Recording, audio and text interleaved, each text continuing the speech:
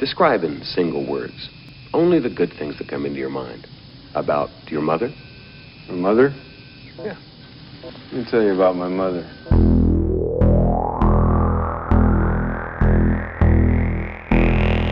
What is real? How do you define real? If you're talking about what you can feel, what you can smell, what you can taste and see, then real is simply electrical signals interpreted by your brain. Have you ever been in an institution? Cells. Cells. Do they keep you in a cell? Cells. Cells. When you're not performing your duties, do they keep you in a little box? Cells. This causes it. This causes it. This causes it. Information overload. All the electronics around you poisoning the airwaves. You are listening to the High Tech Low Life podcast, a cyberpunk media retrospective. High Tech Low Life contains language and themes not suitable for all audiences, as well as spoilers for the content being covered. Listener discretion is advised.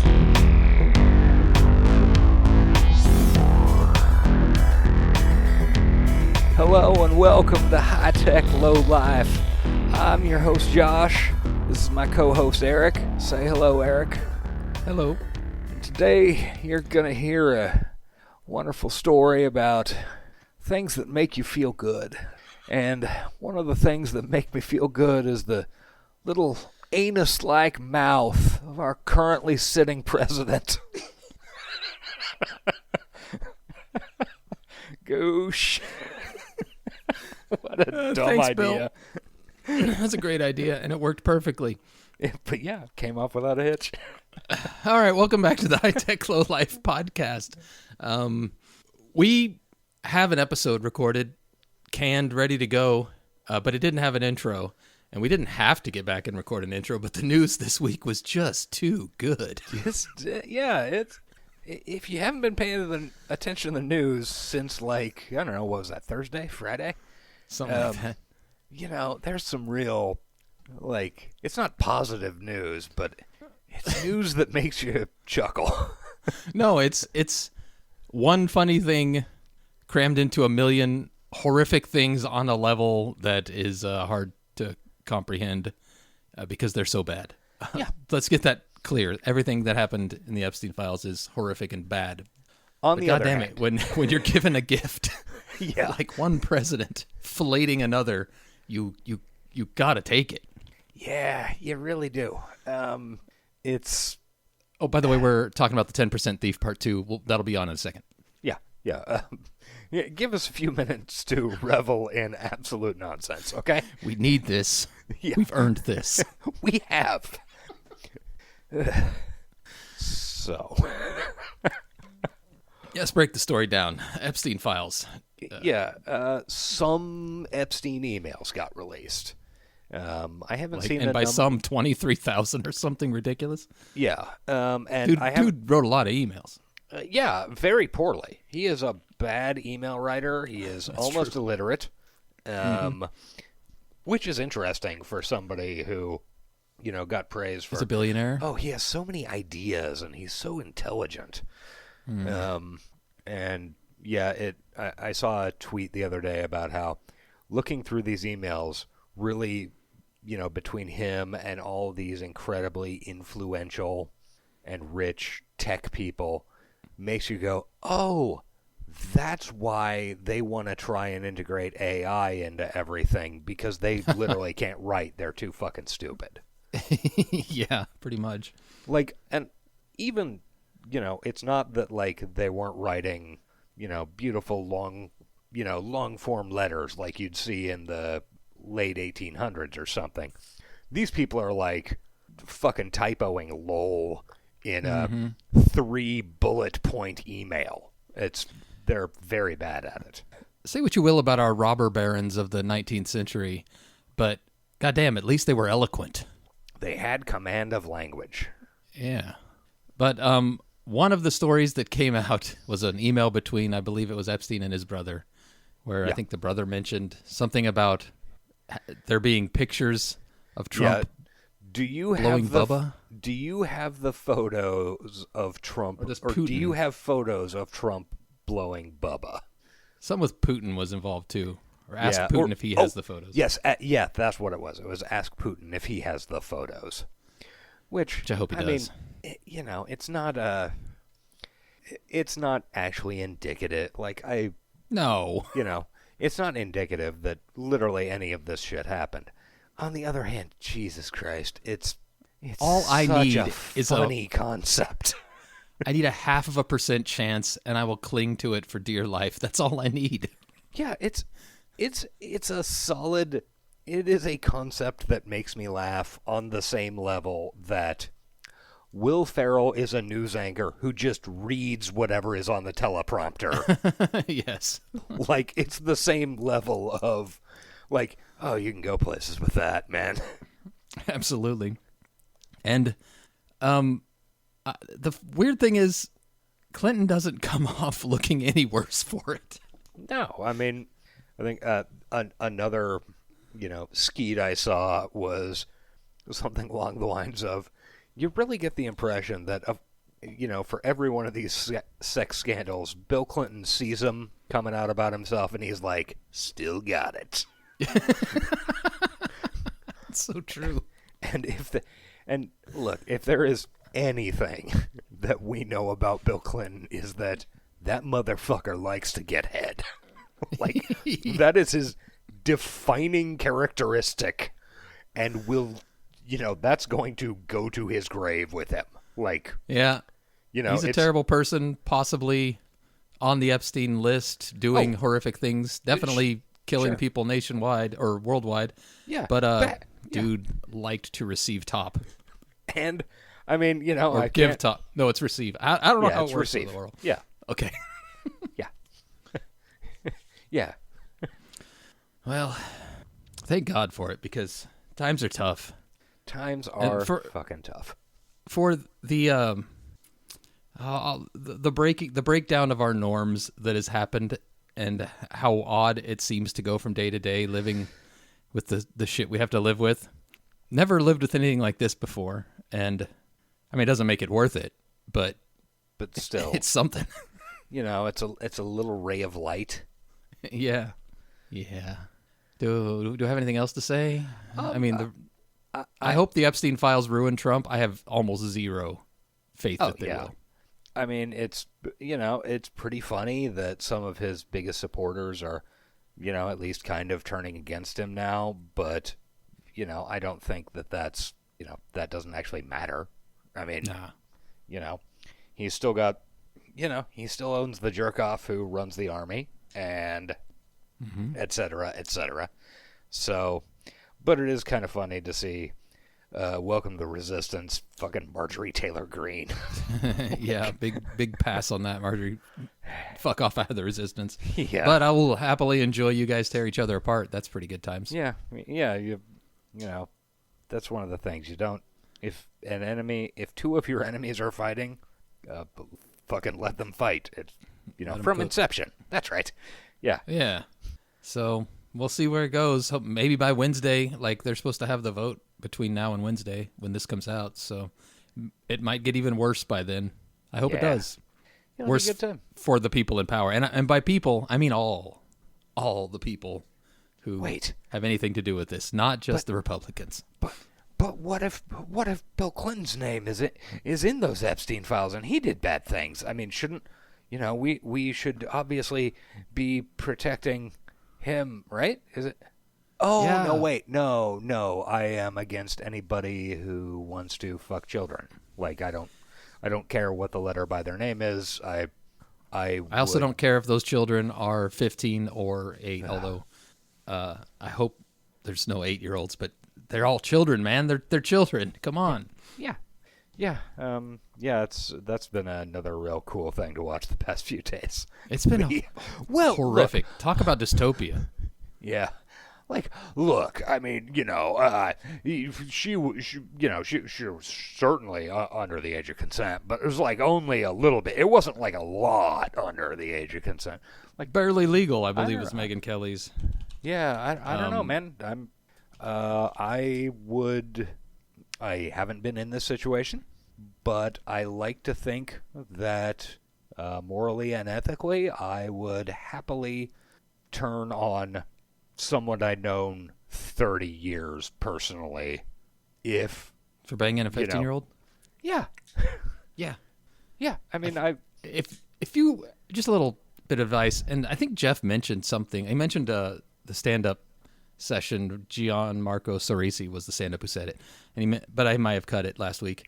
Or maybe you're about to hear him do it again. I don't know. But God knows. He mentioned the bit is like you can't talk about the difference between an ephebophile and a pedophile without sounding like a pedophile. And Megyn Kelly should have seen that comedy bit before she went on her show. And all right, let's do some quick recommendos. We had a tight 90 before we even started recording this. So, okay. Do you have anything this week you've been watching?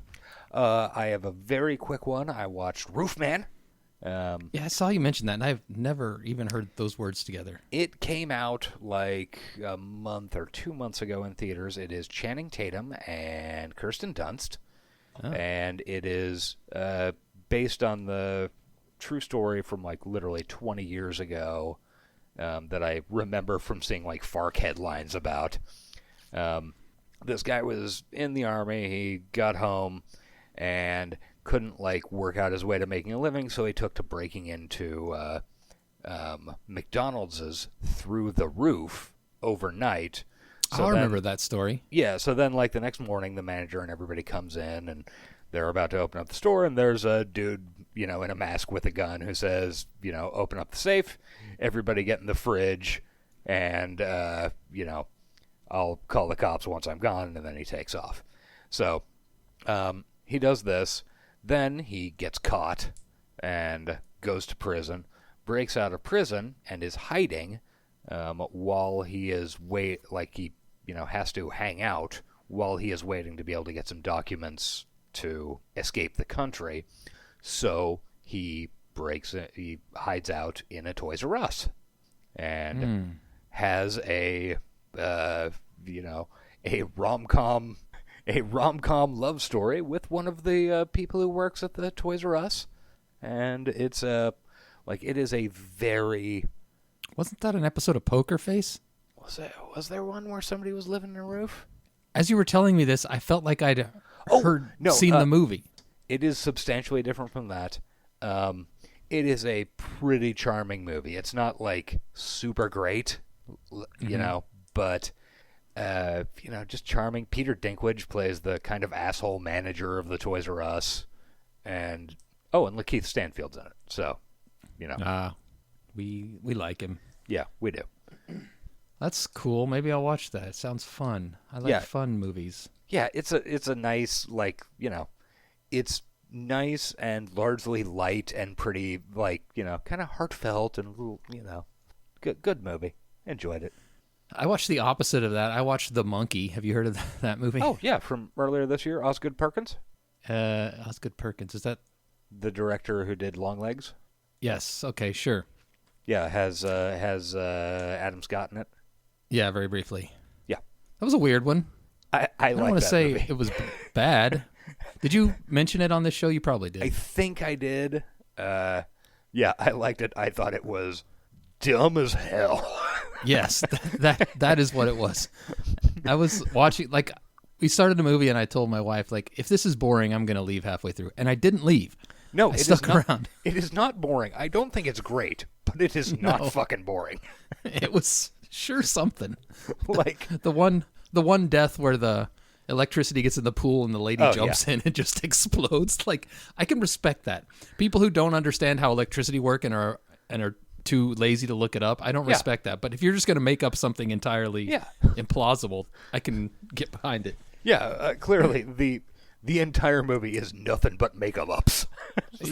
What is the dumbest and most insane way a person could die at this moment?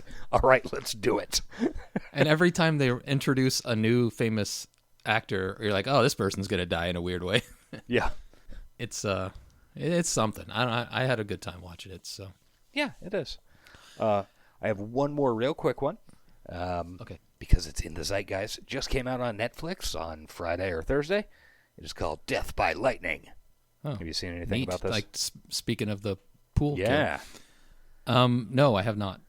Although it's ringing a bell. It is a 4-part miniseries about the election to president and assassination of James Garfield. Ooh. Who's James Garfield, you might ask? He was our... yeah, he was the president that got Mr. Garfield been shot down. Yes, exactly. Charles Guiteau. Great dollop, great Johnny Cash song. Yeah, it's pretty good. It's got Michael Shannon plays Garfield. Nick Offerman. It's a crazy story. Is Chester Arthur. And what is the guy's name? Matthew McFadden from Succession is Charles Guiteau. And Betty Gilpin of Glow.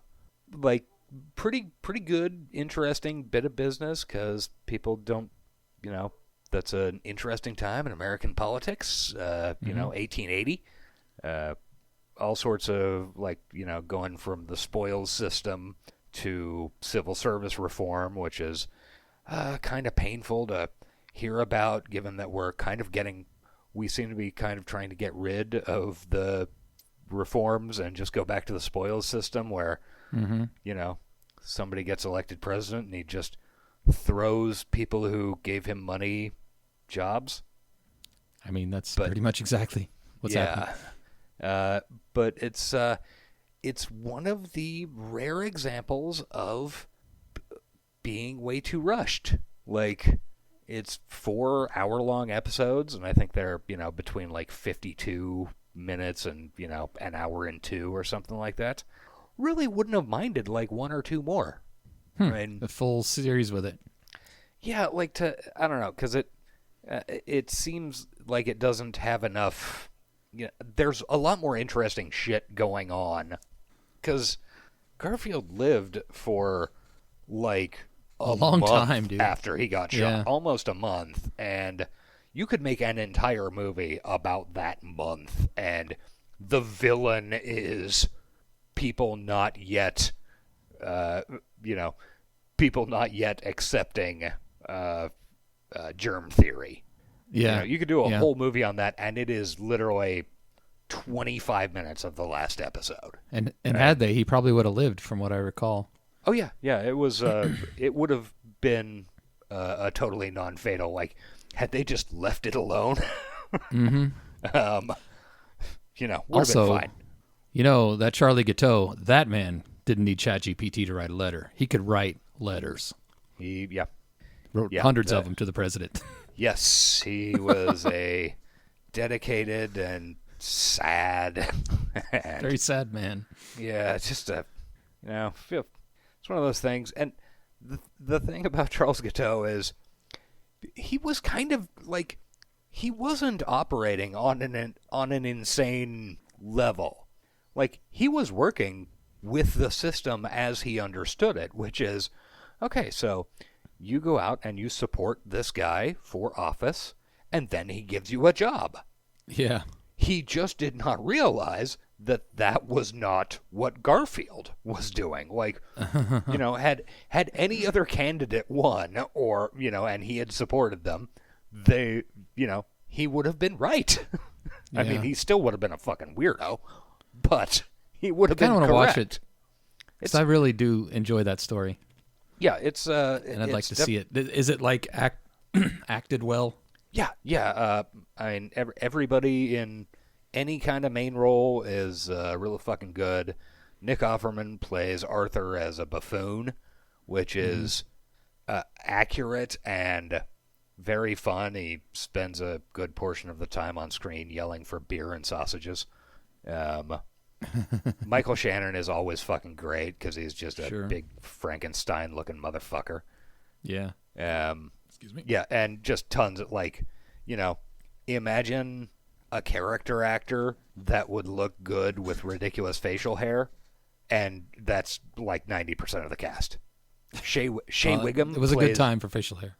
Yeah, Shea Wiggum plays Roscoe Conkling, who runs the New York Machine, and is fucking great.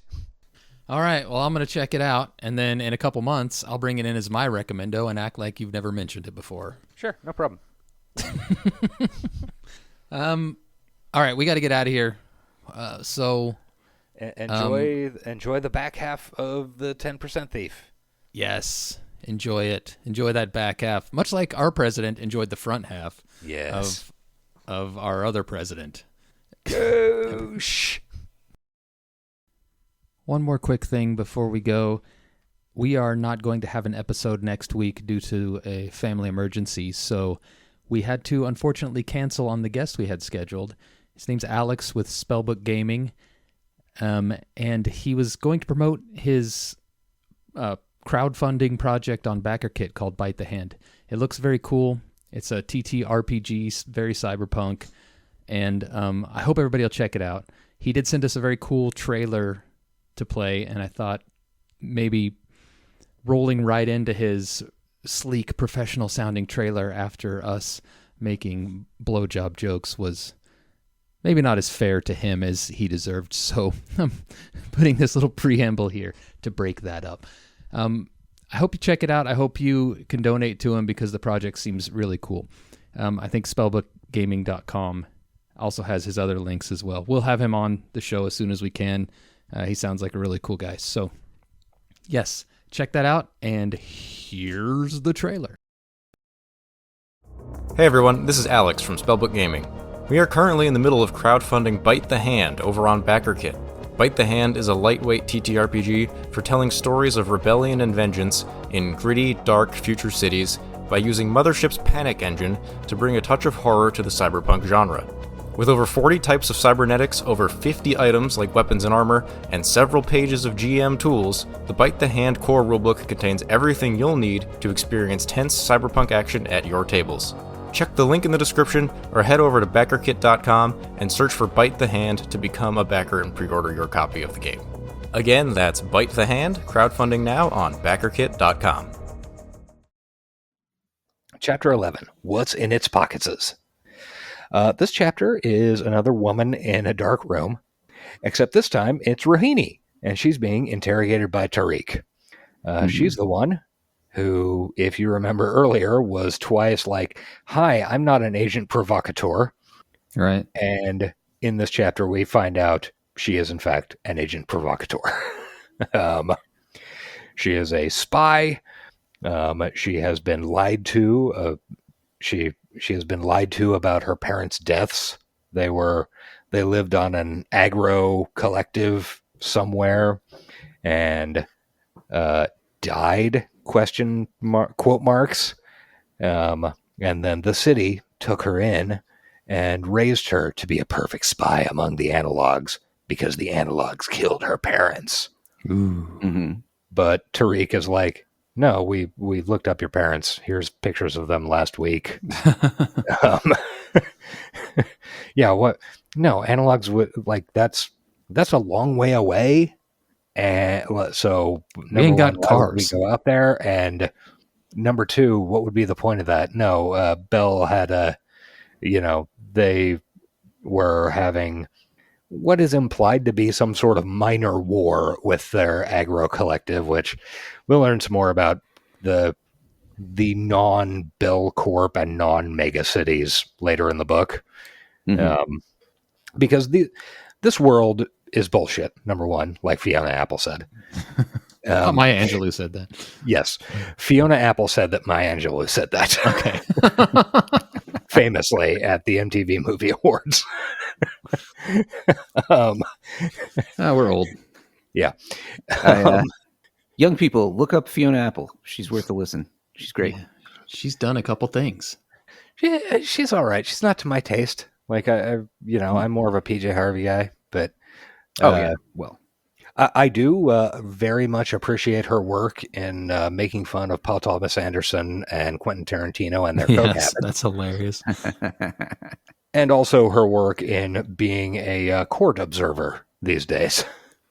She goes to all sorts of trials and makes notes for the ACLU and stuff like that. Oh, good for her. Oh, wow. Yeah. Good for her. Yeah. So, actually, I don't think, no, we haven't addressed this at all. Okay, so the world is kind of post-apocalyptic.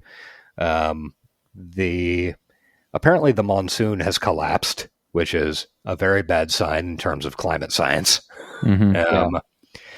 Because everything around Bangalore in this world, or in this book, is very, very fucking dry, which it is not in the real world, as you might expect from, southern India. It's pretty dune out there. Yeah, it's pretty. Well, I don't know, 2 chapters down the line. Yeah, I make a Dune reference. Which chapter have we covered it, or is it coming up where somebody was saying climate change is going to get us in 30 years? We'll deal with it in 29. That's coming up. Yeah, that felt very real. Yeah. So yeah, not just the megacities and their immediate surroundings survive. There are also all sorts of little, collectives and communes and stuff like that out around the world. And, the cities have variable relationships with them, which we'll get into that further. But anyway, she lived in one of these, was taken in by the city, was trained as the perfect spy, and was found out pretty much immediately once she arrived in the analog world, because virtuals do not know subtlety. Right. That's one thing that, again, so like where is the lack of subtlety in the author versus in the character, like deliberately expressing non-subtlety? I think that this is deliberate, obviously. Yeah. This is, I really like the note that the analogs are like, yeah, we knew you were fed the second. Maybe that dumb kid didn't realize it, but even he kind of sniffed you out. Yeah. He was telling her that her behavior was inappropriate. Yeah. He was one of the things that Tariq says in this chapter is, you basically walked up to Marie and said, hey, what's your deal? We're doing a terrorism, right? Weren't you a virtual? And what's your ID number? So I can give it to my bosses. But anyway, he turns her because he explains to her that no, the virtuals have been lying to you. Your parents are alive. And now she is a double agent. Woot woot. Nice. Yeah. Yeah. Again, like, it's just, I don't look like, he just subverted her entire self-identity in one conversation. Yeah. And that is where I do not think that is a sophisticated use of characterization. Yeah, I can totally see that. That is a working within the constraints of the format you've built, because you just don't have time to show her working with these people and coming slowly to their realization. It's just not possible. Well, I mean, maybe like have a chapter where she's like being trained to hate the analogs and infiltrate them, and show the virtual's complete misunderstanding of analog, the analogs function. Yeah, I don't think there's time for that. Yeah, not in the way the book's set up. Just cut one of the other Dross chapters. Who cares about 8 paragraphs of a hairdresser? Like, oh god, that's coming up, isn't it? No, that's we did that one. Okay. Yeah. No, thank God. Yeah, I was like, the girl lets the hairdresser know that she's prego and not doing a prego pod. Yeah. Okay. That's how I got past that, because that hairdresser's POV section was fucking annoying. Yeah. Yeah. All right. Deliberately so, but yeah. Again. So chapter 12, one of the more interesting ones. Yeah, this is one of the ones I really liked. Yeah. And kids are mean. What's this one called? Etudes. Oh, etudes. Etude. Attitude? Etudes. Like etudes. Yeah. I wish I could pull the chapters up on this fucking audiobook. Yeah. This is the one with Nina. She is an analog from an orphanarium. She was trained in piano, and she gets adopted by some 20%ers and is a virtuoso. And it is like, there is a lot of time movement in this chapter. I think it covers, 6 or 7 years, something like that, from when she gets adopted to the end of the chapter. But it's very back and forth in terms of she is remembering things, and there are flashbacks, and then there are diary entries about the flashbacks. But it's a good, like... Oh, there, I found it. Got the chapters pulled up. Sorry. All right, good job. Yeah, this chapter, Nina herself and all the characters around her are invested with actual depth. It is well drawn. It is, but the children making fun of Nina are written like someone who's never been bullied or whose only experience with bullies is from watching 80s movies. It was so heavy-handed. And once again, I was just getting to the point, like, I don't know. I find child bullies pretty heavy-handed in general. They are, but it didn't feel real. They're just like, I don't know. It just, once again, we're beaten over the head with how they hate analogs. And it just, we know at this point. And I don't feel like we need all this space taken up by little kids being like, oh, analogs are so dumb and shitty. It's like, God damn.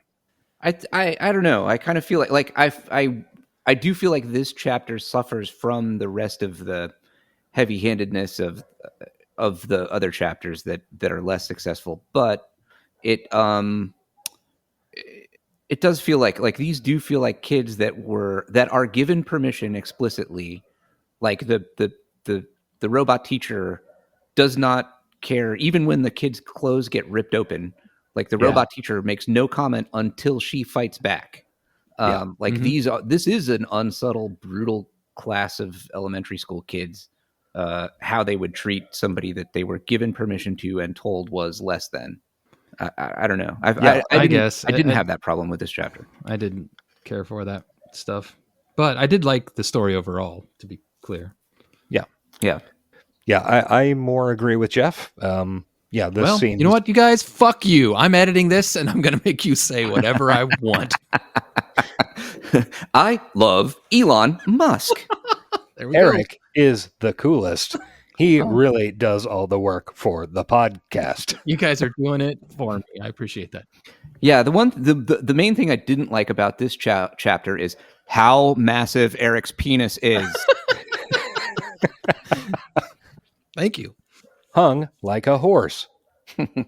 Fly. That is a very old joke. Deployed perfectly. Yeah, it is a really good chapter. It shows how important, how reliant people have become on this technology for even like artistic endeavors, and how strange it is to have someone who's good without the technology. Yeah, she is not allowed until she takes her virtual citizen test, which I don't know, is at some point in the future, occurs at the very end of the chapter. She is not allowed to have any of the tech that that all the other kids got when they were like 5 or something. So she's even missing things as basic as a metronome inside her head. How fucking annoying would that be? Yeah. Can't. And she has to learn to read music like some sort of cave person. Yeah. You know, another thing about this chapter is one of my biggest problems with the book overall is there are no characters that I really gave half a fuck about or even really wanted to see more of. But I really did like her music teacher. I don't know what it was about him. Yeah. There was something about him David that I thought Bravilla. This guy, he was one of the more interesting characters to me anyway, at least that grabbed me. Even though he ripped off the character in chapter 14? I think that guy was full of shit.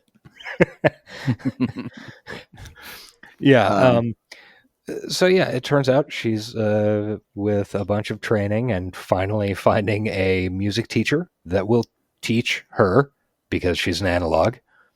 She's really good and gets second at the tryouts for virtuosity and gets her virtual citizenship. There was a little bit of J.K. Maybe it's because I was imagining it was J.K. Simmons. Not my time. Yeah, not my tempo. What was that movie? Green Light. Right? No. Whiplash. Whiplash. Yeah, which I don't know.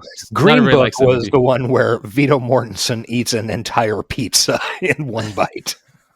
Oh no! I was thinking Green Room was J.K. Simmons also being terrifying. That was Jean-Luc Picard. It was. All right, we've gone too deep. Okay. Yeah. Okay, that's too far. Yeah. So this is a very good chapter. We find out, like Eric said, just how reliant on the tech everybody is. All of these students, like, none of them have any idea how to read music. Most of them don't actually do workouts on real pianos. And they have, tech that tells them exactly how hard to hit each key in any given, sequence, and stuff that like highlights what the next key is in their vision. So another nice thing about this chapter is her parents seem like genuinely good people. We haven't run into many of those in the book, so that's nice. That's certainly true. It does a good job of showing the stress on her to like get her citizenship test passed, and also her recital or whatever it was. I can't remember why she was playing. Maybe it was all one thing, but she was clearly stressed, and she risked being deported back down, right? Wasn't that the stakes? Yeah. Basically, yeah. Mm-hmm. Anyway, it was good. It was a good one. It was a good story.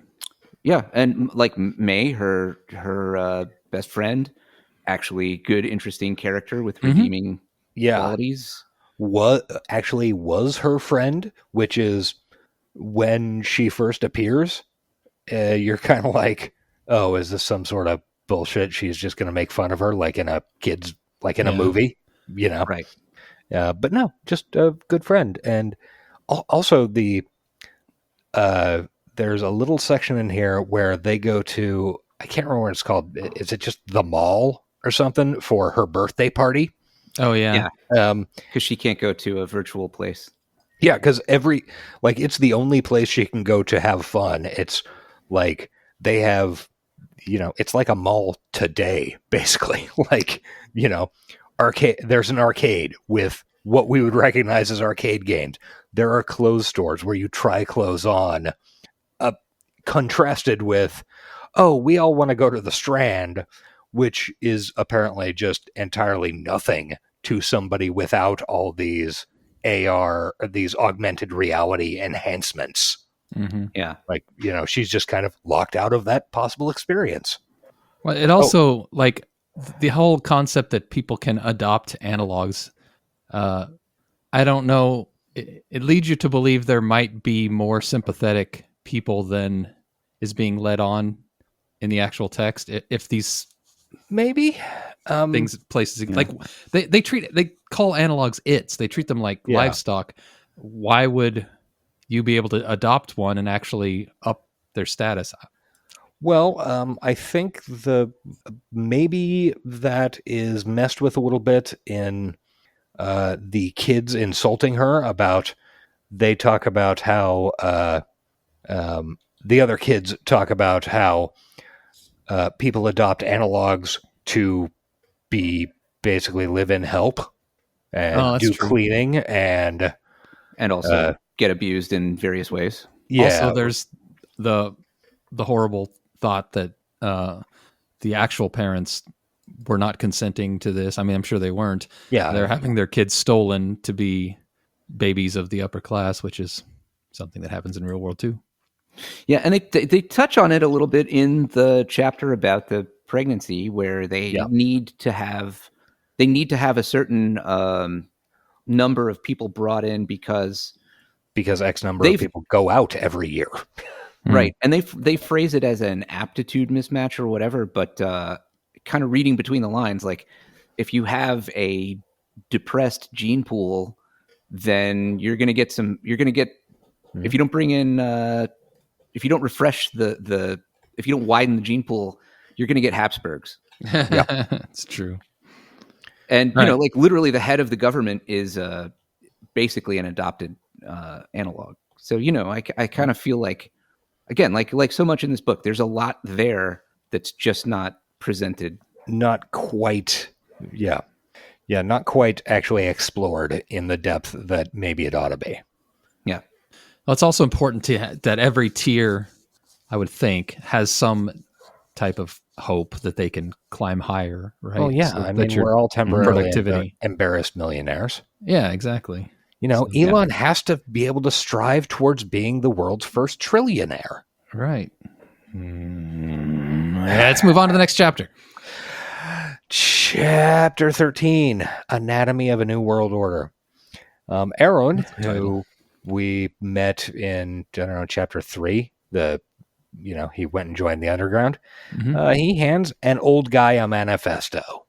And that's the entirety of the chapter, basically. All right. The old guy kind of argues with him a little bit.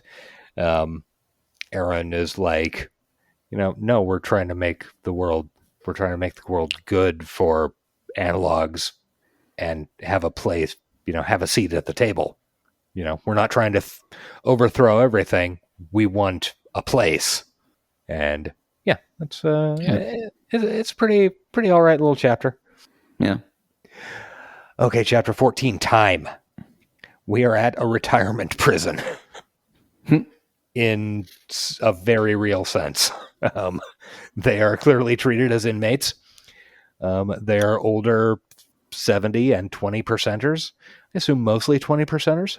And one of the inmates was Nina's piano teacher's teacher, who then her piano teacher ripped him off. That's what he says. Yes. Another one was a sleight of hand magician. Yeah, that guy's cool. Another there's is also, the guy that claims he really wrote Stairway to Heaven. Yeah. Yeah. And yeah, another's just some rando corpo guy, and they're basically and they're sitting around talking, and they're all played by Eddie Murphy. They are, in fact, all played by Eddie Murphy at a barbershop in Queens, down the street from McDougal's, not McDonald's. God, no. Yeah. All right.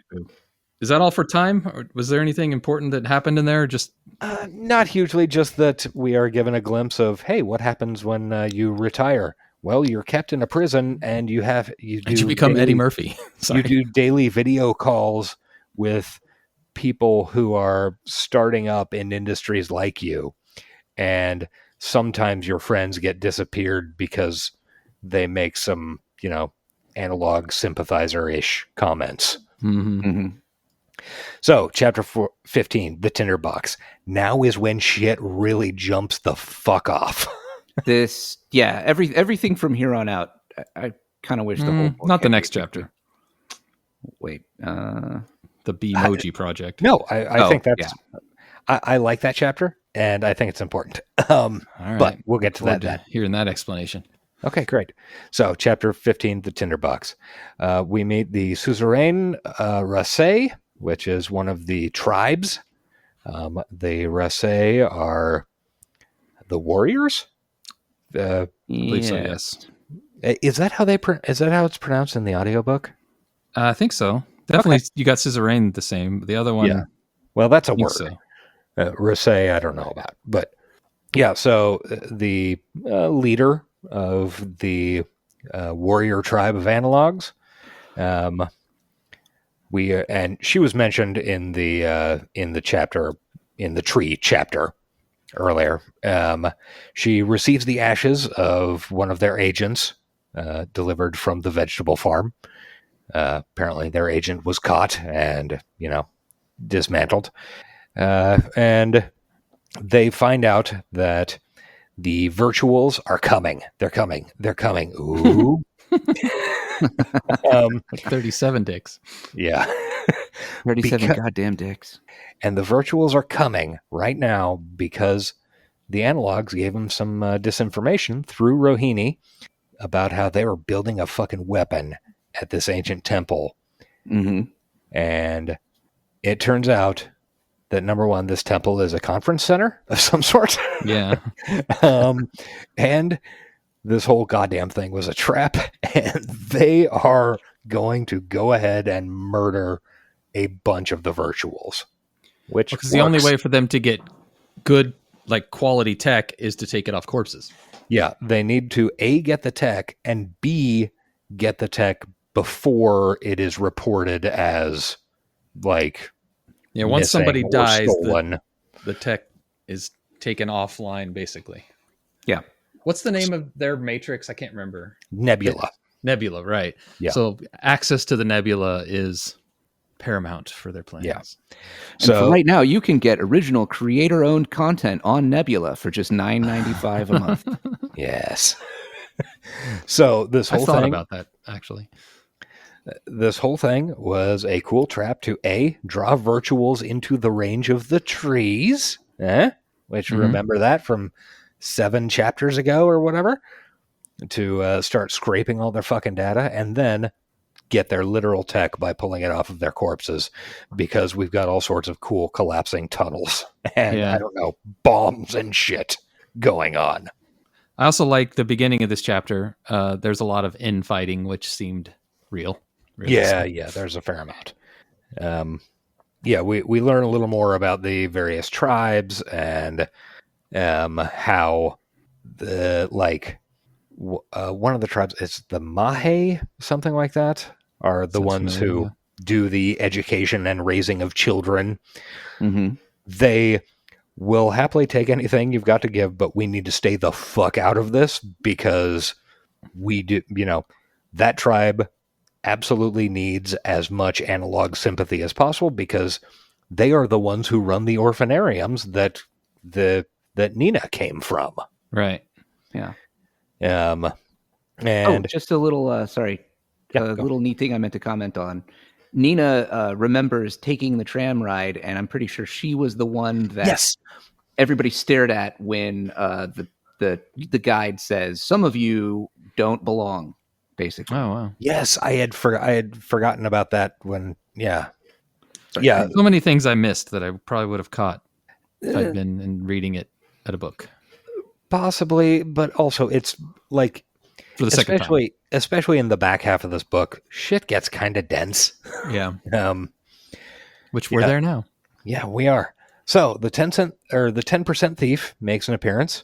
Second time, although she's mentioned in whispers several times throughout this story.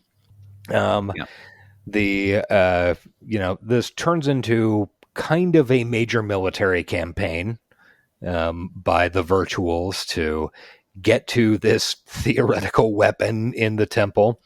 All the Rase are out of it. It's all just fucking booby traps at this point. The virtuals eventually resort to just pulling people out of crowds and sending them into the tunnels as cannon fodder. Mm-hmm. So that's cool and normal. Tariq is not a fucking fan, and he thinks they need to strike back. But the suzerain says, I agree, this is bad, but we need to drag this out as long as possible. Stick to the plan. Yeah, we got to stick to the plan, and it ends up resulting in a police riot and massacre where the virtuals kill just a bunch of random people for no reason, because they don't like it. They don't like that virtuals are sending their friends and family into tunnels to die and killing their friends and family. So this will eventually, a couple of chapters down the line, this will end up on the social media feeds.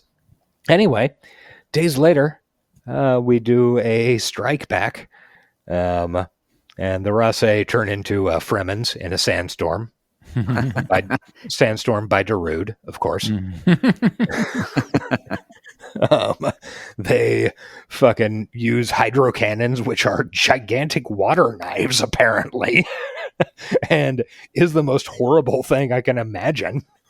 Yeah. Like, if anybody in the audience is unfamiliar with what a water knife is, imagine a very high pressure jet of water, very tightly controlled, with a bunch of often silica, in this case, corundum particles suspended in it.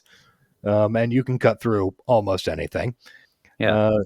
And there is an absolute fucking massacre.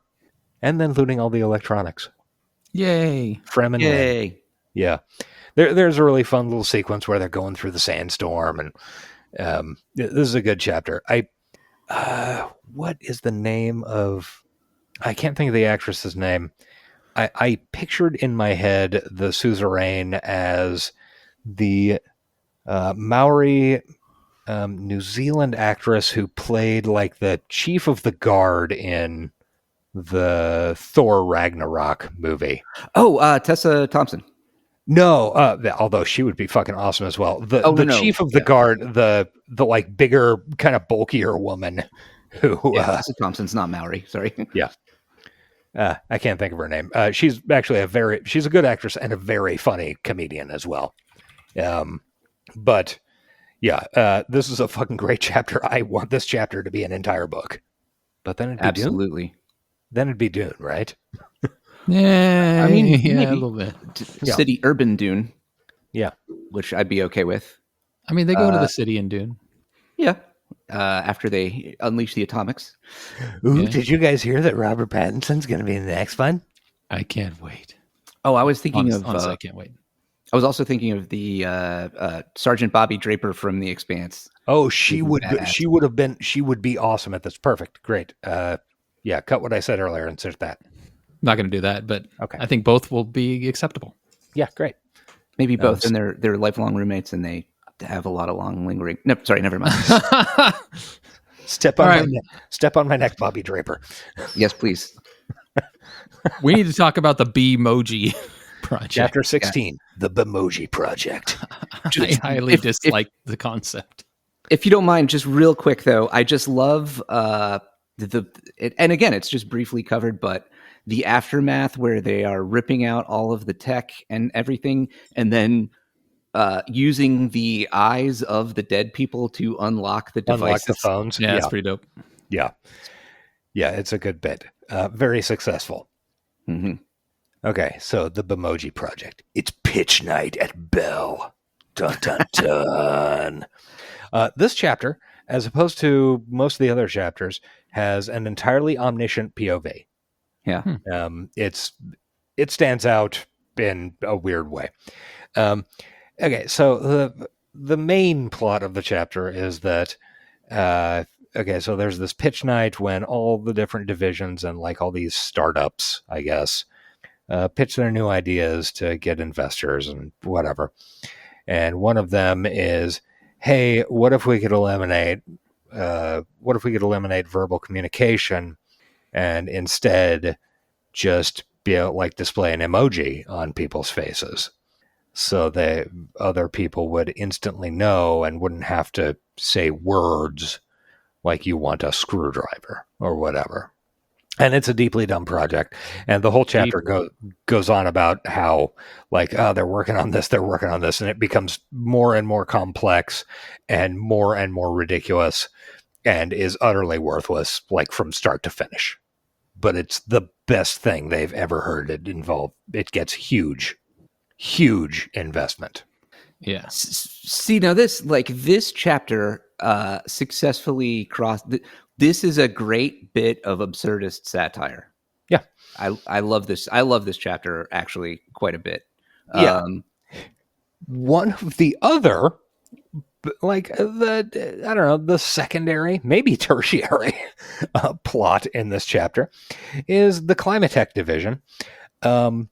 They want to broaden their water reclamation technology and give some of it to the outsiders, the other agro, the communes, stuff like that, and the analogs, because they are forecasting a drought, like a catastrophic drought in 40 years. And they have a totally reasonable neoliberal justification for it, which is like, look, if we can help them now, that means we won't have hordes of people at the door in 40 years. Yeah. Yeah. And if only our neoliberals were so forward thinking. Yeah. This doesn't look like. And the other people are like, eventually they're like, okay, so the draft's going to be in 40 years. We'll deal with it in 39. Fuck it. Yeah, that was a great line. Yeah. It felt very sadly accurate. Yeah, it's bad. One of the characters from the Time chapter makes a minor appearance advising the Bemoji people via video call. And Bemoji is a huge success. It's like the biggest tech thing that's ever happened somehow. And Climatech is almost the Climatech division ends up resorting to standing on a corner outside of a restaurant and like holding up signs saying we're all going to die in 40 years if we don't give water to people, and handing out pamphlets. And that's Did you guys why imagine the Bemoji as a giant emoji? Oh, I assume it's exactly an emoji. Yeah. But Yeah. like giant, right? I pictured it like the Jack in the Box logo. Like that. Well, guy's size of it. somebody walks in and they're just a big yellow blob with a face on, or yellow ball with a face on it. Yeah. That's like a beach ball. They say. I think they specifically say. Yeah. It's such a stupid fucking concept. Yeah, it's great. I mean, it's perfect. This is perfect satire. I look when they're trying to come up with like logos for the different social media portals. Yeah, like none of these experts are actually can actually even think of anything. The Grandmaster Society of Pixel Portraiture are thought leaders, not problem solvers. That's such a great line. Yeah, I really like this chapter. It is a good bit of business while packing. Like, you're seeing the end of the world. You're seeing the end of the world in the background going on. And these people are obsessed with how many pixels wide should this smile be? Yeah. Yeah. Well, sure, we heard Climatech's presentation, but the important thing is, what if we turned everybody into yellow blobs, and then it turns out those people can't even see through their own yellow blobs? Yeah, that was pretty funny. Still working on the Transparatech or whatever they called it, and it's the biggest launch in history. It's great. And then the Climatech people are literally covered in cry laughing. Yellow, the conservative cry laughing emoji. Yeah. All right, we gotta keep moving. 17. Codename Dissentiment. Bum bum bum bum. Dissentient is what mine thing says. Oh, okay. Yeah. Okay. That might be autocorrect on my fucking Google Doc. Could be. Yeah. Yeah, it's dissent and sentient portmanteaued. Oh, yeah, you're right. It is absolutely. I know I typed that, but yeah, okay, must have been stupid autocorrect. Anyway, so the massacre is paying off. Yeah, as most do. Yeah. There is. So we're now back in kind of rebel headquarters to some extent, and. Yeah, they're monitoring the nebula because they're inside it now because they got all that tech and all those logins from the trees. And everything is really paying the fuck off. And the massacre's paying off. It's bringing up some sentiment of sympathy for the analogs. And they're trying for some subtle propaganda. Like, their idea is just to slightly shift public perception a ways. Yeah. Some very real parallels to like the various videos of Palestine. Yeah. Yeah. Belcorp has let us survive in a charade of humanitarianism. They'd rather we destroy ourselves. If we fail, they'll do it for us. Yeah. And they're trying for, just a slight twerk to the algorithm of what gets amplified. And later I think it's, the last chapter, somebody mentions all we needed to do was introduce the idea that people could have differing opinions and let them fight about that. Which one refreshing thing in this book is they don't just say, well, if we just expose the bad things, everything will fix itself like a lot of movies and books tend to do. Yeah. They make it clear you gotta beat the algorithm. You gotta root it out. Yeah. Yeah. With dick pics. And yeah, their idea is subtle propaganda. But first, we're going to flood everybody with fucking dick pics because I don't remember what the number was, but like 70% of the images we got through those through the stuff we scalped from the nebula involved dick pics. Like, yeah, that's real. Yeah. All right, chapter 18, a horrible experience, the 7-year glitch. So this is the relationship one, right? Yes. Okay. This is the one in second person, which is interesting. Yeah, it's very wild. interesting. I gotta be real. I almost tapped out during this chapter because it was boring me to tears at one point. But really, by the end of it, I come around and it actually kind of became one of my favorite chapters, maybe my favorite chapter. So I think, though, the problem that I have with this chapter is a problem I have with a lot of the book, and it's just the lack of real human people in it. Because this chapter has our one sex scene in it, and it's described by an emotionless robot. And there's no fucking connection between characters, like real connections described by actual human people. And I think that's part of what, I'm not saying it's bad, but it pushes me away from the story a lot. Okay. Get what I'm saying? I think I do. Yeah. Yeah. I think in this chapter, there's a real specific purpose to it. No, I agree. And I'm just thinking that is an example of the whole. I can see how that could be extrapolated over the rest of the book. Or how that can, that could amplify the rest of the book, which I get. I mean, part of it's just that almost everything, the only shit, actually thinking about the only real human relationships that we see in this entire book, like that, good and normal people would recognize as functional relationships are the ones between Nina, her friend May, and her parents. Yeah, I think that's one of the things. And I think that's so effective. Intentional. I think that's intentional because capitalism, divides everyone and makes every man for himself. Yeah, but I disagree because although that's true, there's also we know because we can see, and we talked about this last week. Community will find a place to exist. It always does, and there's just very little examples of it in this book. Well, go Geoff.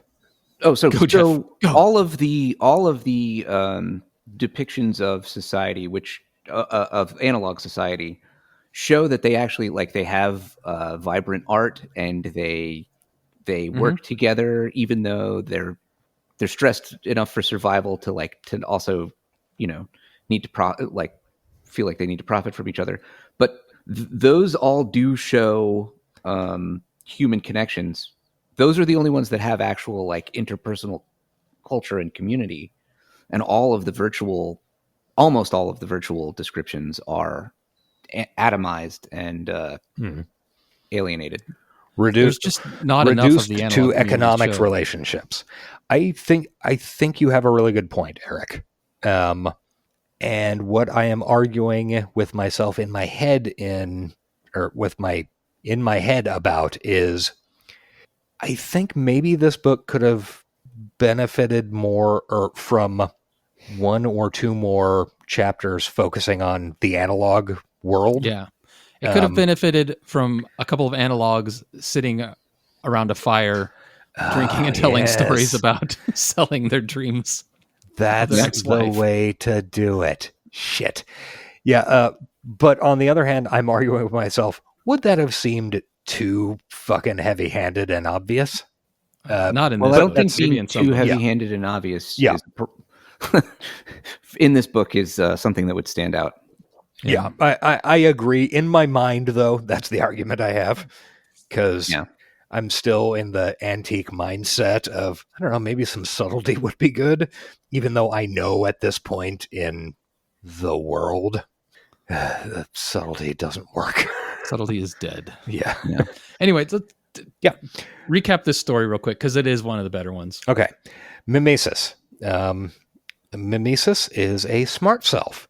It is a super advanced version / modification of the Ophelia robot from Chapter 2. This algorithm kind of lives inside the main character's head, Adit, and it influences her on what to do. She is an up-and-coming newscaster and popular figure, and it's like the idea of Mimesis, the viewpoint character, is to increase her popularity and increase her productivity and make her the best of the best, right? I mean, that's a pretty simple version. Launch you into the stars.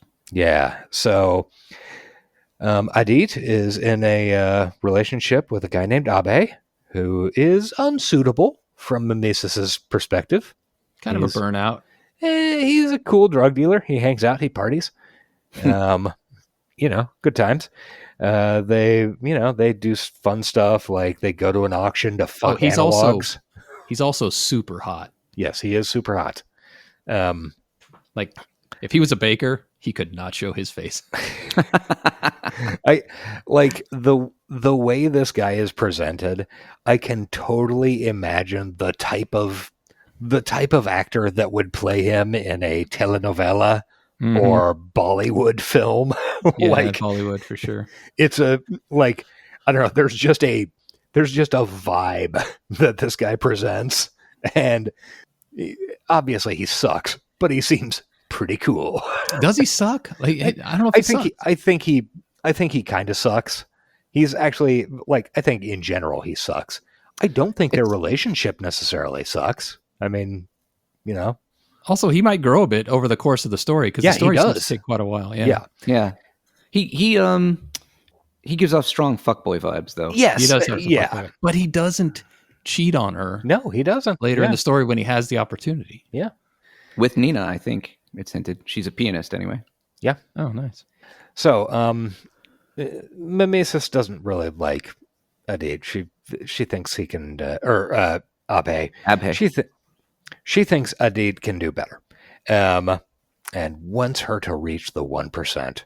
So, Mimesis starts blocking calls, and losing calendar events and stuff like that. So, Abe gets stood up a couple of times, and it doesn't quite work as well as hoped. And all of this is going on outside of Adit's actual knowledge. Like, this is occurring in her phone, effectively. It's actually quite interesting, because Mimesis is presented as a sentient creature, but you got to think, how lonely is it living in another human's head? That your sole job is to direct this person, but yet you can never really communicate with them. That's where this story succeeds. It's got some creepy vibes that. Yeah, it really does. The book jumps from stuff like this to Bemoji stuff, and then going backwards back to a slaughter. I don't know. It throws me. It's weird. Yeah, I don't mind unevenness, I think, as much as a lot of people, at least in terms of books. Like, I'm okay with narrative absolute fucking nonsense to some extent, but yeah. So this would be a solid Black Mirror episode. Yeah. It's one of the things that I kept thinking, what if your mom was a cell phone? Yeah. Think about that. So, like, blocking the calls and stuff doesn't work quite as well as Mimesis had hoped, and they like kind of make up and like, oh, I'm gonna pay more attention to you, whatever. So Mimesis goes to work on blocking hormones and turning Adit into a couch potato. Just a depressed loser. Like, firing serotonin only when she's drinking fucking Diet Coke, eating ice cream, and watching I can relate. League of Champions. Yeah. I can so relate. Yeah. Dropping pleasure in sex by a percentage measured out to the third decimal place. Yeah. Yeah. Which is once again why this story works because Nemesis is such an unreliable narrator. She's talking about how, well, clearly you're enjoying sex less, so you're going to come around to this. You're enjoying it less by 0.03%. Yeah. Yeah. So this is over. Just hurry it up already. Yeah, let's move along. Actually, in the background of this chapter, there's interesting stuff going on because she's a newscaster. Yeah. We find out there's a jobs crisis because finally self-driving cars have been fully rolled out. Mm-hmm.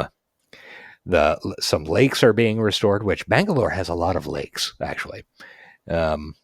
There's, some like archaeology news stories going on where they found this pillar, which it was declared that if the city ever got beyond these pillars, it would fall, blah, blah, blah.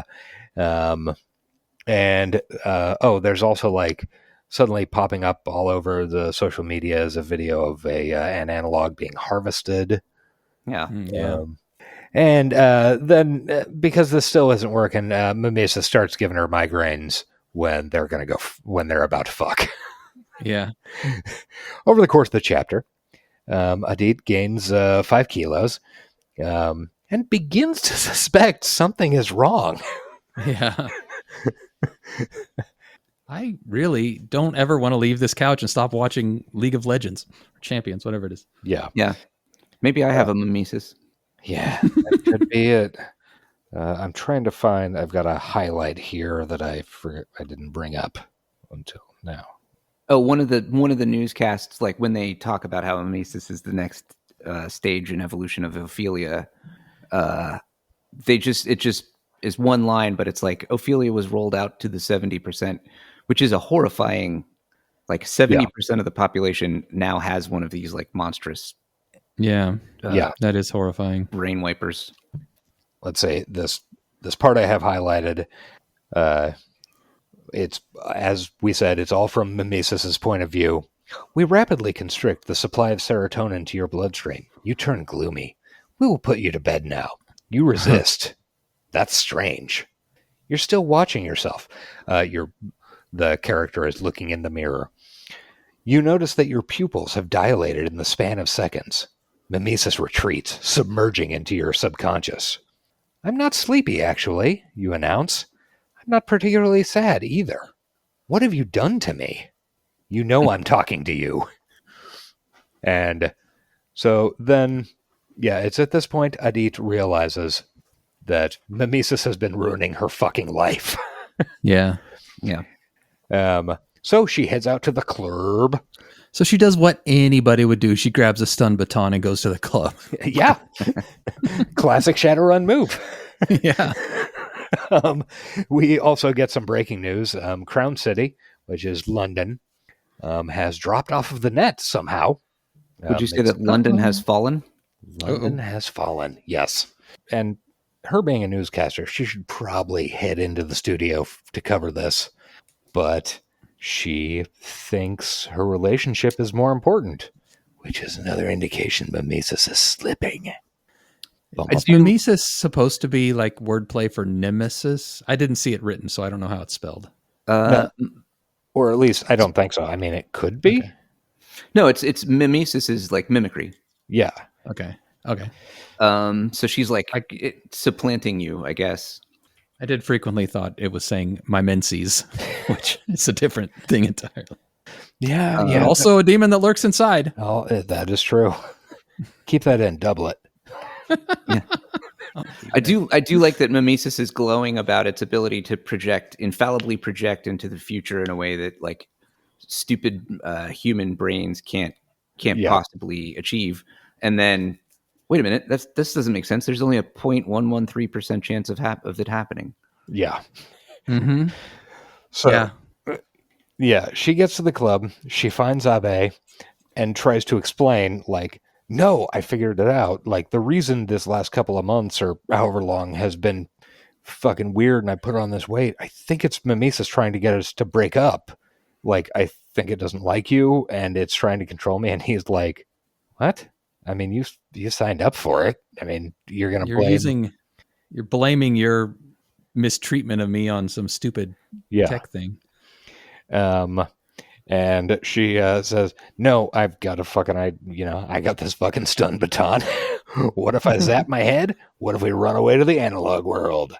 And that's kind of how the chapter ends. Yeah. Yeah, it's interesting that to them, running away to the analog world is not the worst thing that could possibly happen. Because he's on board, right? At the end, Yeah, he's like, yeah, let's do it. Yeah. I take it as kind of like in Huck Finn, the idea of lighting out for the territories. Uh-huh. It's a thing that could happen, and anything is possible there in their minds. Also, maybe it's something like when you've reached the upper 20, 10, 5%, you start to realize it's not as great as like maybe the 70%ers might think. So the 70%ers are in a much better position to hate the analogs than maybe some of the top 20%ers. Who knows? Yeah. Maybe I'm thinking too hard about it. If you're in the top 20% and you're still unsatisfied, where does that fucking leave you? Right. Exactly. Yeah. Yeah. I mean, I think of these two as like true Nepo baby, like blue blood. Yeah. Mm-hmm. Because how does Abhay how is he still a privileged, pampered 20%er when everything is obsessed with productivity, right? So I think this is a hint that the bell curve is truly, they keep harping on meritocracy, and they keep showing, and the book shows all of these like people that strive to inhuman efforts. Mm-hmm. Maybe the CEOs of the social media, the women that broke the glass ceiling chapter hints at that a little bit too. But this guy is a drug smoking fuckboy. Like what? Yeah, and a drug dealing fuckboy. Yeah. So I mean, everything's a lie in this fucking book, which I think is cool, actually. Yeah, that's a cool thing about it. But I wish there were more coverage of that and less coverage of an upper level middle manager not wanting to get bumped down to the working class. Yeah. Yeah. I don't know. Seems reasonable. Yeah. So, chapter 19, shit is truly jumping off at this point. Ripples. So we get we find out that a social media video of a Belcorp slaughter, not the one we saw, 5 chapters ago, but one from 10 years ago is making the rounds. So apparently it's never explicitly addressed as censorship, but apparently the censorship and cleansing of the nebula and social media is breaking down. Mm-hmm. We see a ton of, like, this chapter is almost entirely made up of social media posts, like people responding to stuff. This was very difficult to hear in audio. Oh, I bet.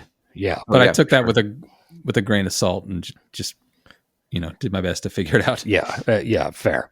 One of the women from the Persona Police chapter, the founder of, I don't know, I can't remember. I think it was the grocery. Oh, was it InstaSnap? Okay. Yeah, InstaSnap gets arrested as an analog sympathizer because she made a post that was basically like, maybe they aren't bad people and we shouldn't, make them slaves. Yeah. So. Yeah. Oh, no. Sorry. She was a founder of Skin Deep Services. Okay. It was the makeup one. Okay. Yeah. Yeah. She gets arrested. Shit that happened this summer to various college students. Yeah. We get some right-wing social media about how the analogs need to be sent back to where? That's just, I remember. Yeah. Where would they go? And they get what they deserve. And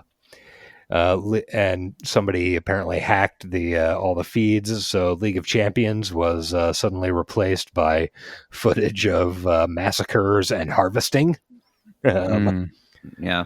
And Tariq and the gang are pretty happy with results. Yeah. The shit posting, by the way, felt pretty accurate. Mm-hmm. I also like its super fan couch potato. I can't believe we're watching some low res PCAM footage. Boo-hoo, analog suffering, yawn. Yawn. Yeah, dude, that's something you could read on Twitter Yeah. any moment.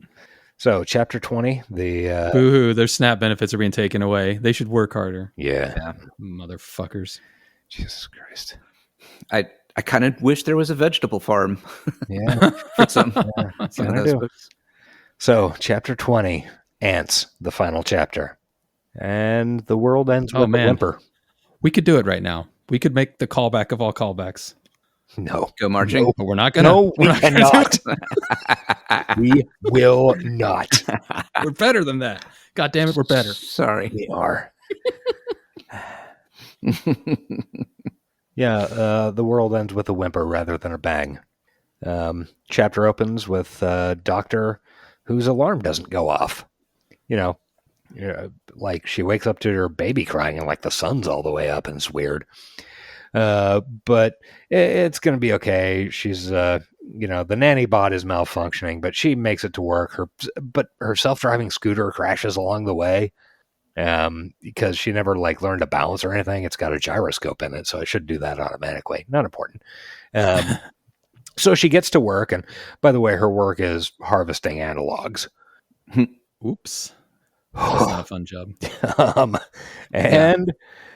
This chapter is kind of fun because it does the swapping viewpoint thing. That's what I wanted to ask. Is there big paragraph breaks in the book at this point?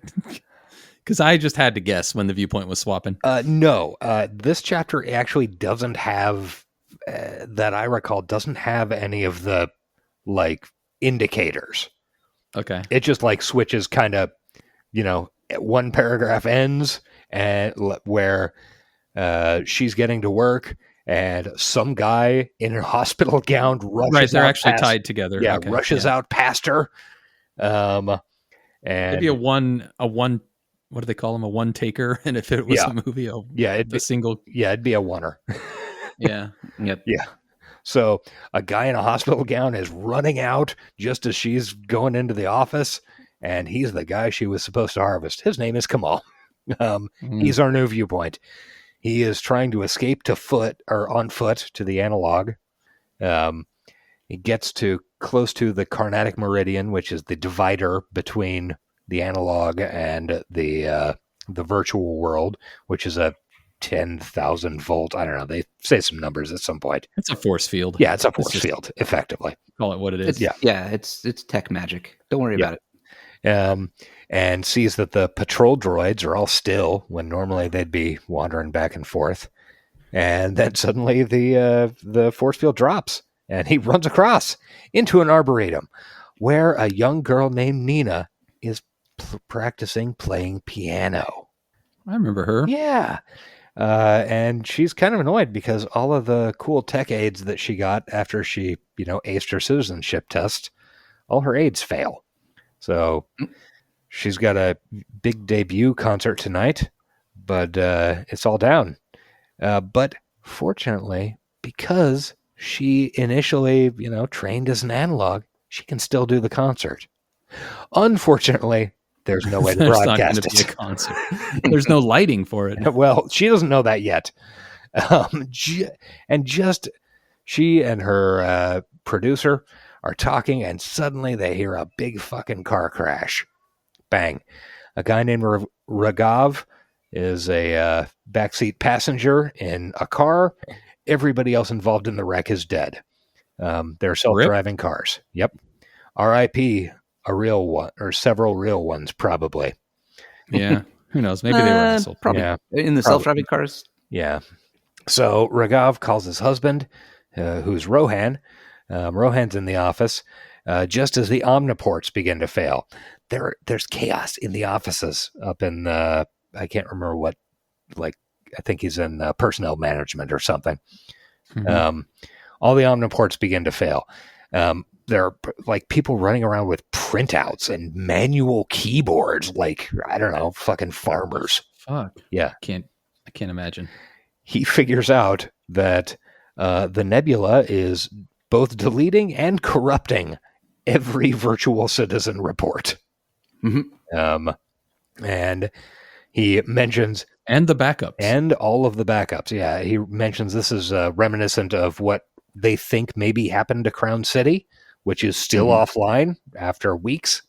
And he is running to another tower because the elevators are down to have a big fucking meeting with the first principal and all of the, all of the important people.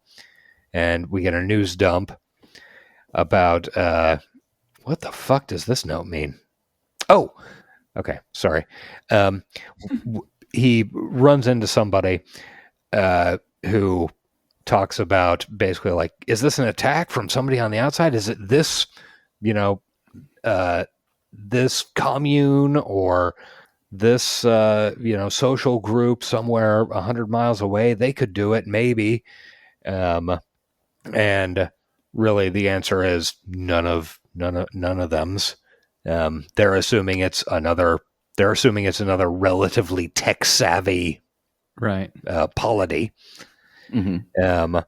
So he gets to the meeting with the first principal, and also John. I did there was a moment where, or maybe you're about to say it, but security's like asking him for his credentials, and he's like, I don't have them because they're all. What do you want? A piece of paper? Because I don't have a piece of paper. Yeah. I'm like Sandra Bullock from The Net. He is exactly Sandra Bullock from The Net. See, I told you that. He orders a pizza. He orders pizza online with garlic and fucking sardines, baby. Because he's never. He do not fuck. He is the ugliest thing imaginable. A brunette. That curves to the right. So, he gets to the meeting with the first principal, and it turns out that the first principal, who's been mentioned a number of times throughout the book, also John's there and fucking Mark. The first principal is just... one person isn't there, though. Yes, that's true. The first principal is an AI, or a personification of the algorithm. It's mentioned that, like, it is appearing as a blonde woman today, or something like that. And it does not seem to believe anybody saying that, no, all the records are being scrambled, which makes sense because the AI would have access to all the records, and like the records make up the AI to some extent. So obviously they can't be scrambled like it would. Right. Yeah. Like I have all the records as it has less and less of them, it still has all of them. Yeah. It pops up on the screen like, no, see, you can see I am here. I am not authorizing these changes that it says I am authorizing right this second. But yeah, it's so all that is happening. But to the first principle, their digital signature is them, so it still blames them, even though they're right there. Even though it's still a thing. See them. Yeah. And then we go to across the meridian. So we see the 10% thief again with Nayaka from the tree chapter. And we learn about how they've spent a decade building this program and plan. They're going to kill the satellite. They're going to kill the satellite connections now. And the power grids will be going out any fucking minute. And a beautiful bit of business. Tariq signals the suzerain with a mirror, like reflecting the setting sun. The oldest way. True analog shit. Yeah. Yeah, the oldest way to do shit. And the suzerain goes to fucking town. I would think the older way would be just yelling really loud. Okay, fair. Not to get pedantic. Tonight we spread terror. You do not kill unless attacked. Remember, we will not resort to their savage ways. We are not attempting to reclaim a blood debt. We are intent on unleashing fear, a far more powerful weapon than any other. They're Terrys. They be Terrys. They're literally Terrys. Yeah. Yeah. I absolutely love the line about we will not resort to their savage ways, because almost every time the analogs come up in this book, like from the perspective of a 70 or 20 percenter. It's about how they are absolute savages. Yeah. When in reality, it's the city who are the savages. Yeah, the brutality of the system is unparalleled by any individual effort. Yeah, 100%. So the suzerain, they wets her blade. Yeah, that's pretty cool. They crash across the Carnatic Meridian, and there's a little bit of murder when people are attacking, but she sees an old analog confronting who she knows, confronting some guy and yelling at him. And real quick before you get to that, I did like how they're like, the droids would have been a problem for the suzerain, but these humans who have grown weak because their reliance on the droids are like no problem for her to just cut down. Yeah, she'd be a murder machine. Yeah. So she sees an old analog she knows in some sort of confrontation with another guy. And it turns out this other guy is John Alvarez. Holy shit, we remember him. He was from chapter 2 and many chapters between. And she says, "Would you like me to cut his throat for you, my friend?" Yeah. And then we switch POVs, and it's and John is very angry about what he had to do to survive and excel in this world because his father didn't have the good sense to not be an analog, not be poor. Yeah. And then the power grids go down and darkness falls. It's actually more interesting than that because they talk at length, and John is very tragic because he's still hanging on to it. He's like, I don't want to be seen with you, even though the world is changing. Yeah. And his father's trying to tell him that, like, this is a new world now. Yeah, he doesn't know. Like, I've worked too hard. I can't risk it all, and it's sad. Yeah, he cannot comprehend, like in a almost physical way, that no, you done. Yeah, it's a strong way to end the book for sure. Agreed. And he's resculpted himself to fit a world that has just been destroyed. Right. Yeah, the power goes out and they see the stars. Fiend. Everybody sees the stars together. Actual stars. Yeah. Not satellites. No, sir. Oh, Prometheus. No. Haha, Prometheus, you are unbound. Well, that's the 10% thief, although the titular thief ain't in it that much. No, very little. It's kind of... I was expecting more thievery, I'm not going to lie. Yeah, I totally understand the logic of retitling it from virtual / analog to the 10% thief. I mean, I think maybe Charles Stross mentioned this book, and that's why I picked it up. I think you're right. Yeah, I don't know. It could have been him or a couple of other authors, maybe Nick Harkaway, who knows. But the 10% Thief is a very cool title compared to virtual / analog. I mean, yeah. Oh, you know what? I was wrong. It was analog / virtual. Oh, okay. Acknowledgements right now. Oh, okay. It's a much better title, but it doesn't really reflect the book No, it doesn't. Nearly as accurately. And like you said, Eric, a lot of these chapters might have been better as their own novels or maybe novellas.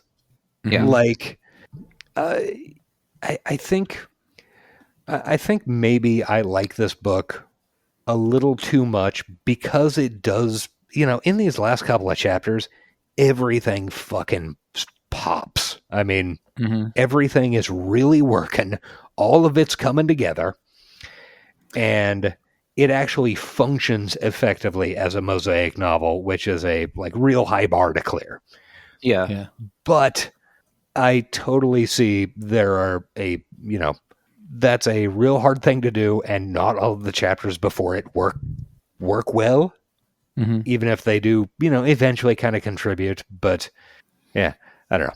Well, I can recognize the respect for the craft too, and just I just think it's not for me. I would not begrudge anybody who really likes this book because I can see the pieces that people would like. It's just it's a cake that isn't to my taste. Yeah. Okay. Yeah, and like so, I was talking to Eric when you were out with Penny, I think. But the fact that there are so many elements that are so great makes the parts that don't work so galling and grating. Great more, yeah. There's great parts, and then there's grating parts. Yeah, fair. Yeah, like trim most of the chapters. So yeah, it's the thing I don't like about this is that it essentially centers the perspective of like middle class liberalism as a response to dystopic oppression. If this had been showing like the dissolution of the upper 20% and the analogs and outsiders like contending, and had a little bit but much less of the oh no, I'm an upper middle manager who is losing access to my treats. I think this book would be a lot better. Yeah, I can. Yeah, I totally. That is a very reasonable viewpoint. And like we said, more time with the analogs, and not just the revolutionaries, but like dudes, the normal folks. Yeah. I do think that would have greatly contributed. I wonder how much of this. I wonder how much of that bumpiness comes down to the equivalent of the lower 70 or lower 20, upper 70% equivalents of today. The book is kind of aimed at. Yeah. Like, and True. I don't know anything about the author, like at all, but that might be where the author is at home. So that's the viewpoint that's kind of most comfortable and easiest to go with. Well, also, and like I said, I don't know anything about the author either, but is the author Hindu? Like that might play into some of the writing as well. Oh, good. Well, I mean, like I think the division of the analogs into like that was a caste system that they had, basically but they called them the tribes. Yeah. She's from Bangalore, and she was a Zynga developer, which is I think one of the reasons why the product development chapter rings so true. Oh man. That actually does. That makes a lot of sense. Open another, yeah. Like so she has these moments of really, really great writing, and then it's just hampered. It's just clunky. Yeah, in a lot of spots. I think this just needed someone. This needed a more capable editor to say, cut this part and give us a more finely drawn picture of the actual human elements of this story. Yeah, because like Mark Morris is a caricature of a joke. Like he's not an actual, even the most venal, awful person in the world doesn't really talk like that. Yeah. So either make it more over the top, make it more absurd, make it more of like a George Saunders parody, or knock it down a bit and be realistic. Yeah, make this an actual fleshed out person, show how they're contending with the people, rather than, as we created pregopods to prevent women from having to bear children. Yeah. Mm-hmm. To a woman in the corporate workforce, like that could be a character note. The fact that this blowhard feels the need to explain it to this woman who is the beneficiary of this, but it's not. It's just unsubtle world building and characterizing. Well, what do you guys say we rate this bad Mama Jamma? Don't you want to hear about how it did on opening weekend? Wait. I was thinking about asking if you had any stats on it. I have 0. It is very hard to come by that. Yeah. Well, at least for the books we cover. Like, if we were doing a fucking Stephen King podcast, that'd be easy. But yeah, sure. Well, we got 5 categories that we rate things here: story, influence, prescience, style, and just how much we liked it with our hand raiser rating. Well, surely those are all consistent numbers throughout, right? Yeah, it's obvious. They are 100% 1 through 10 ratings, except for the last one, which is a 1 through a 5. So, Yeah, very 100%. consistent. 90% of the time it works 100% of the time, right? Mm-hmm. Absolutely. Story is going to be a hard one to rate because it's a lot of little stories kind of building into one big story. And once again, these categories suck. World building would be a good category to have. We are dumb shits when we came up with this. And we are trapped in it forever. We are. So story includes world building, it includes characters, it includes all that stuff. And I think there is a good story. I just am not a fan of the way it was told. So I'm trying to figure out, I think I'm going to rate it personally at a 6. Oh, okay. Like I don't want to motherfuck this book too much. No, like I didn't enjoy it, but I didn't enjoy the process of consuming it. But now that it's in my brain, I can appreciate. I don't know what the fuck I'm saying. I'm an idiot. Well, I made that noise because I honestly thought you would go lower than that. Well, I thought about it, but like 5 is completely fucking mid, and I think it's better than mid.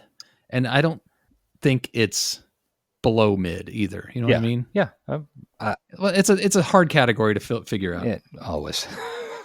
We're dumb. I think. What do you think, Josh or Geoff? Yeah, I like this book better than. I like this book more than I disliked it. Like the parts that I liked, I really liked. I think it really benefits from closing, like you said, Josh, closing on a banger. Yeah, the last 5 chapters are just a fucking run. Mm-hmm. Yeah. Give me numbers, boys. 6 and 7. I'll say 7. Okay. I am going 8.5. I think it, I don't know.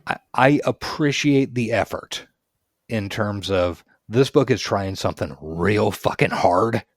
And I do think it comes together in the last quarter or, 4 or 5 chapters. Well, it's been made clear you appreciate competency. Is that what we came across? When somebody does something and pulls it off, it's going to get a few extra points from Josh. It's just how I work. Influence. I'm going to put a big old NA next to it because it's a 5-year-old book. I mean, I hope it has some. But NA. I've not heard it. I mean, clearly you heard it mentioned by another author, so there's maybe a little bit, but yeah. And we'd give it a score for that.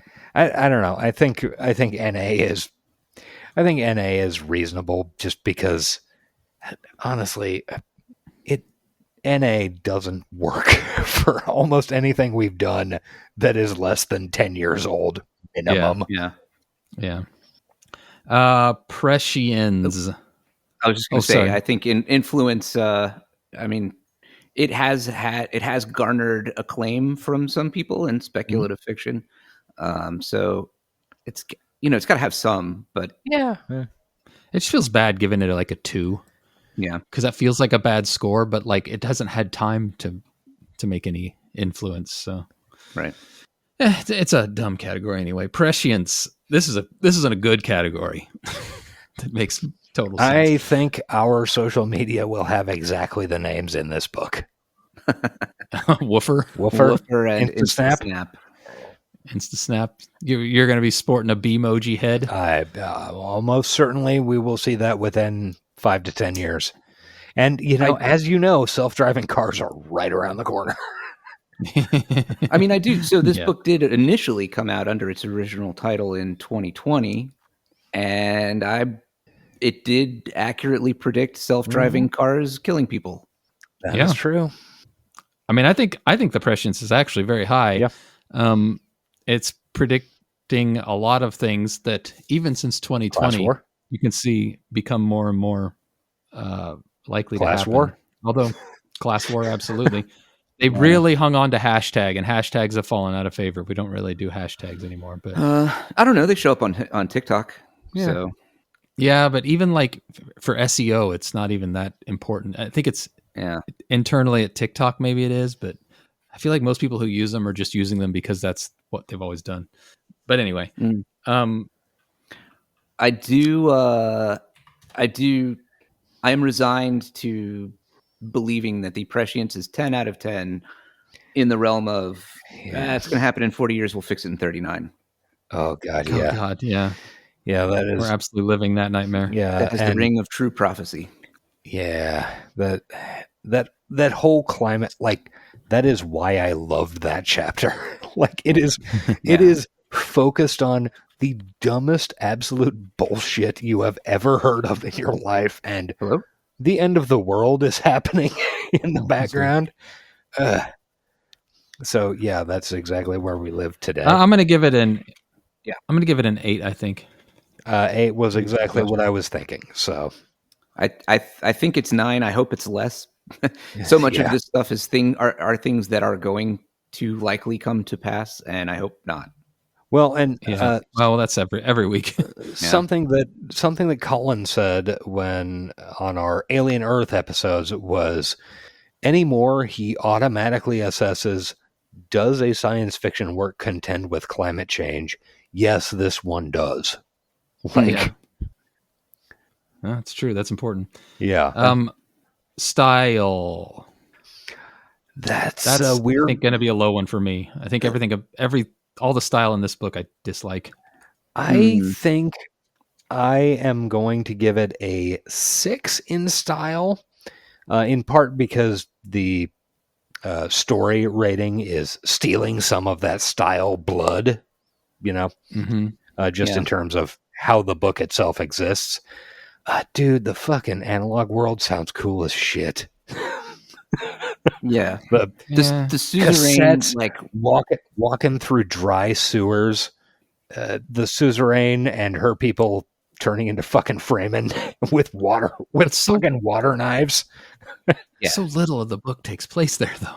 Yeah, that's fair. I'm giving it a 3. I don't like the style of the writing, which I don't know if that actually comes into play here, but the style that's presented is a very corporate world that does not appeal to me, even in satire. Yeah, most of it very much sucks. Yeah. I mean, honestly, like I think if it were more explicitly satirical, it would be a better book. Or if it were not, I guess I'm just rehashing what I've already said. But what's your rating, Geoff? 5. When in doubt, say 5. I mean, that's my rule on these ratings. The analog world is cool as hell. It's a solid number, I think. And also, shining climate-controlled towers surrounded by a shimmering force field. It's kind of neat look. Air-conditioned city. Yeah. Yeah, they've got implants that, I don't know, whatever. Hand raisers. All right, here's where we get down to brass tacks. 1 to 5 hand raisers / stars on just how you enjoyed the property. I'm gonna go 2. I probably would have gone 1.5 before we started, but you guys have brought me around on something. Pumped you up. 3. I know. I'm sorry. Oh, go ahead, Geoff. Sorry. No. I defer to the host. I know I'm probably high on this, but I am going to go a solid 4. I think the level of difficulty of bringing this thing to an end is, I'm rewarding the difficulty score, kind of like, in diving or something like that in the Olympics. Gotcha. it, even if everything in the first 2/3 of the book didn't quite work as much as I'd hoped, it comes together enough to, satisfy me.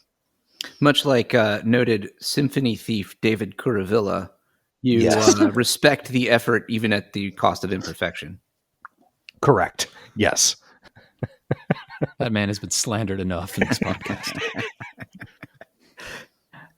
Yes, I'm gonna tick. I'm above Eric, but I'm a tick down from you, Josh. 3.5. It's 3.5. I liked it more than better than mid, but these are all very reasonable these are all very reasonable ways to view the book. Like, yeah, it's not necessarily an easy fucking read. If I hadn't been doing this for that podcast, matter. I would have bailed on it. I can say that pretty. I do share some of your appreciation, Josh, for the technical difficulty, and I do enjoy having a book in cyberpunk and sci-fi generally that's not from white nerd from America or the UK, but or Japan. Yeah, I mean, Japan's not white nerds, but a lot of cyberpunk comes out of Japan. That's true. Yeah. Well, anyway, I think that just about covers it. Let's let Geoff plug his work on the internet. Yes, if you would like to hear more examples of a hideous technological creation resculpting flesh, a la Ophelia, I play a weird robot that does that on the Astronomica podcast. You can find all of our details and a non-inspiring link to our Discord, wherein Josh and Eric also have a dedicated channel at astronomicapodcast.com. And I'll repeat what they say, which is when you sign up to our Discord, you feel free to ignore the entire rest of it. If you are only interested in pursuing this show, I think all the people on all the channels of our Discord are great, but we won't shame you, other than Grumpus right when you sign up, as a loving joke that you're squatters. Yeah. Loving joke, loving and true joke. Yeah. All right, we have not said what we're doing next week because we don't know. Oh wait, no, we do know. We decided. do know. We're doing RoboCop Deuce. Hell yeah. Robert Policeman 2, starring what is that guy's name? He's got 3 names. This has been the High Tech Low Life podcast. Find us on Blue Sky at High Tech Low Life. Email us at hightechlowlife@gmail.com. Find us on Patreon at patreon.com/hightechlowlife. Theme music by Nihilor at nihilor.com. God damn it, we were done. Thank you for listening. Fucking hell. You can die. God damn it, Jeff. Not a Dave Matthews podcast. Yeah, we're gonna do RoboCop 2. Yes, directed by one of my absolute favorite directors of all time, Irvin Kershner. Director Come on, what are you waiting on? They're trashing our rights, man! They're trashing the fluid data! They're trashing! Trashing! Also, I'd like to just patreon.com/hightechlowlife. We recently put out a watch along of Payback, which was a lot of fun to record. Your mileage on listening to it may vary. Mm-hmm. And hopefully we'll be a little more on the ball with that. Get something else out soon. That's actually goals also. As after I listened to Sleep Dealer, I want to listen to that watch along, because I recall very fondly that movie and listening to you guys talk about it. We talk about it very fondly. Despite its main character, it holds up. Yeah. Mel Gibson good at playing a piece of shit, surprisingly. Yeah, surprise. Weird that it seems to come to him so easily. All right, we got to get out of here. Does anybody have a quote? Josh? Bottom 10, deport, forget. Mice not men, must live in regret. Ugh. Oh, that was good. Bye. Bye.